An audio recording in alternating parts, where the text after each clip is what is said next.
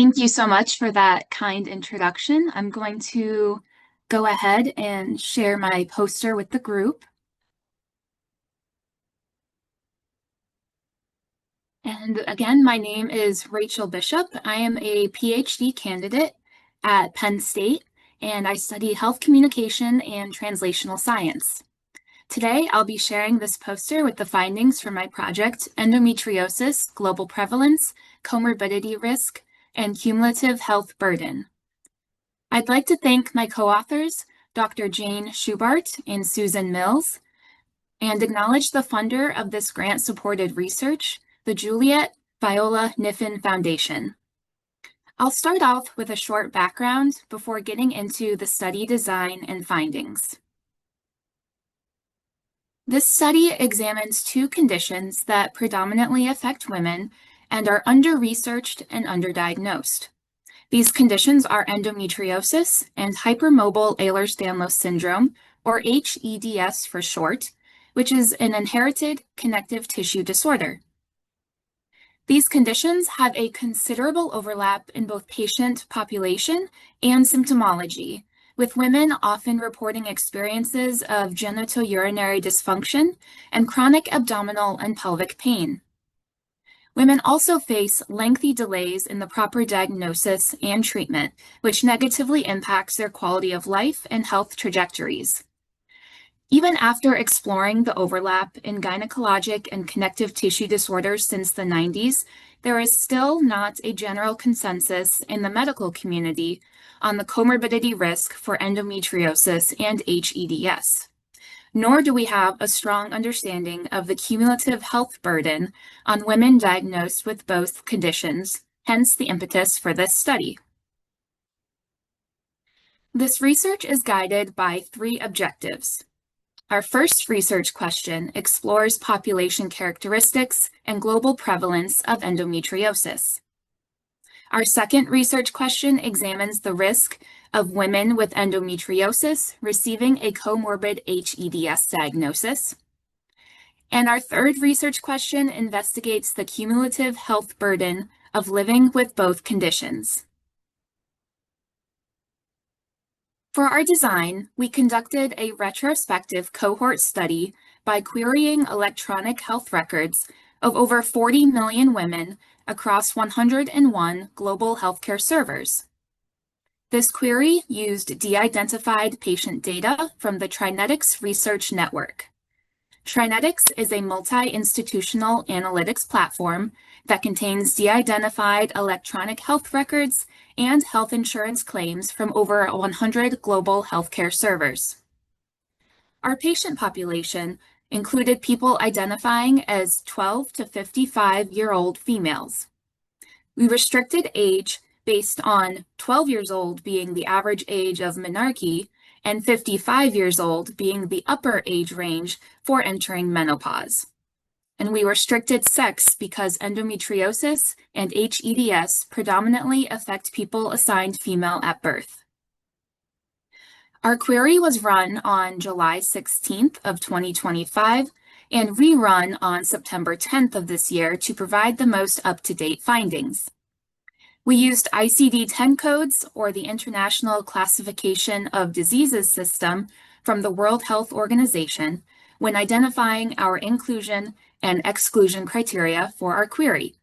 Specifically, we used ICD-10 code N80 for endometriosis and Q79.62 for HEDS. Now let's jump into our results.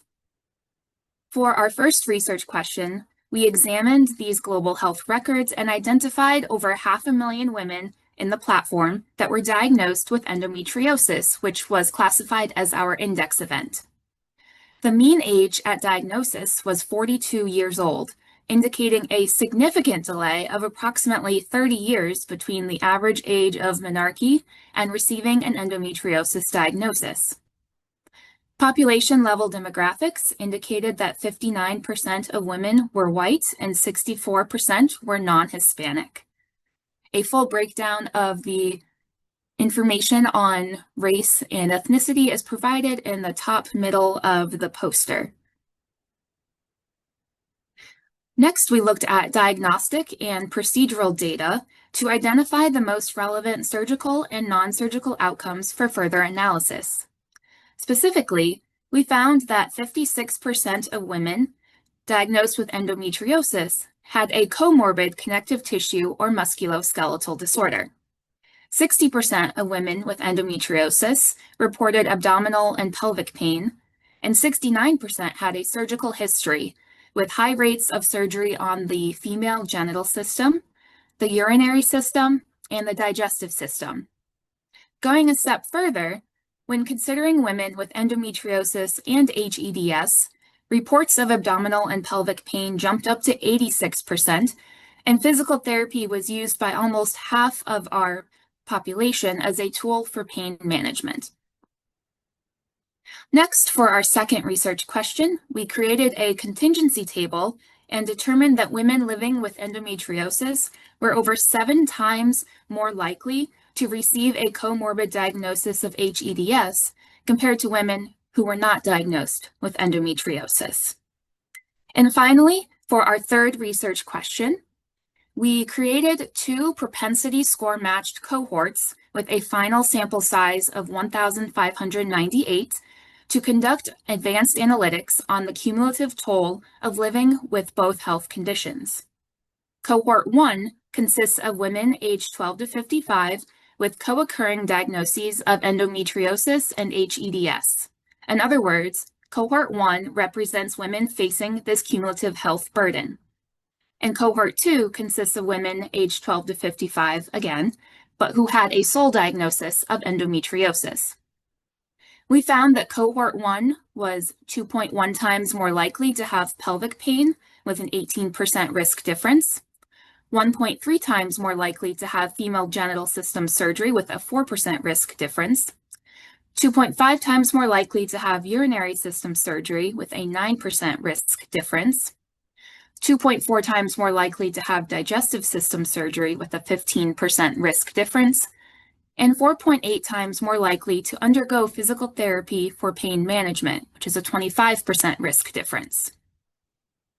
In terms of implications, we believe that this is the first and largest study utilizing global electronic health records to understand the interplay of gynecologic and connective tissue disorders. Through this research, we highlight the global prevalence and phenotypic presentation of endometriosis, as well as the risk of receiving a comorbid HEDS diagnosis. However, one limitation is that our findings likely underestimate the prevalence, odds ratios, and risk differences because endometriosis and HEDS are both widely underdiagnosed and misunderstood conditions. So in sum, we demonstrated a cumulative toll of living with both endometriosis and HEDS, which contributes to significantly greater risk of experiencing pelvic pain, undergoing multiple types of surgeries, and engaging in physical therapy to mitigate pain and improve function when compared to women who had the sole diagnosis of endometriosis. Understanding this overlap in endometriosis and HEDS symptomologies and patient populations has the potential to improve approaches to diagnosis and care management, ultimately enhancing the patient experience. I want to thank you all for the opportunity to share this research with you today, and I welcome any questions that you may have. Thank you.